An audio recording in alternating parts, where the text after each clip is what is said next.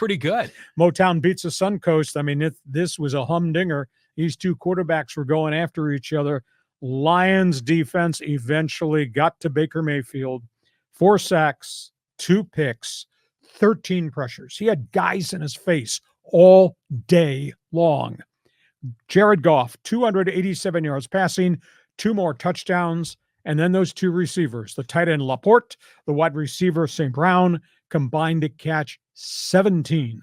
And this is a Tampa defense that blitzes your brains out and hopes their secondary can hold up, and most times it does.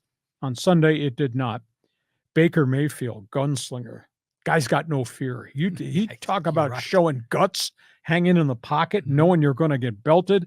He threw for 345 and 3 touchdowns, but he had 2 interceptions. He sprayed the ball virtually all over the place. What a performance by Mike Evans. They doubled him all day long. He still caught 8 for 141, and he dropped 3.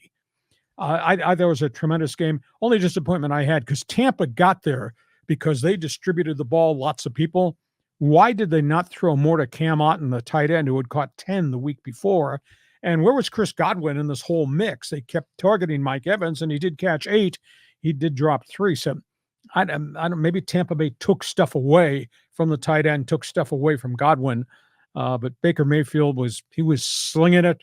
But then again, Detroit, Goff, the fans, Dan Campbell's passion play of a football team. Yeah. They're pretty fun to watch. They're a ton of fun. And if they weren't playing my 49ers next weekend, I'd be totally on board with the Lions. But I'm just thrilled for them. I mean, they're like Padre fans, long-suffering fan base. They've taken a step forward as an organization. I mean, they have built this thing.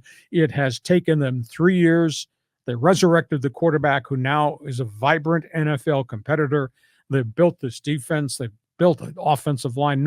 Offensive lines are not sexy, but there's some really good football players on that team, and they're in the NFC Championship game. First time they've won 2 playoff games in any year since 1957. 1957. That's like Bobby Lane? Is that how it goes? Just post Bobby Lane era. 1957, last time they're in a championship game. Unbelievable. Amazing. Good for those guys. Okay, we go from the games and a couple of unique sidebar stories here we want to talk about in our NFL Notebook. Hey, if you're a football fan, want you to join us in the chat room right now. Get online, put the question up that you want. We'll talk NFL football as it relates to the playoff games, who's hot, who's not, what you saw, what you liked, etc.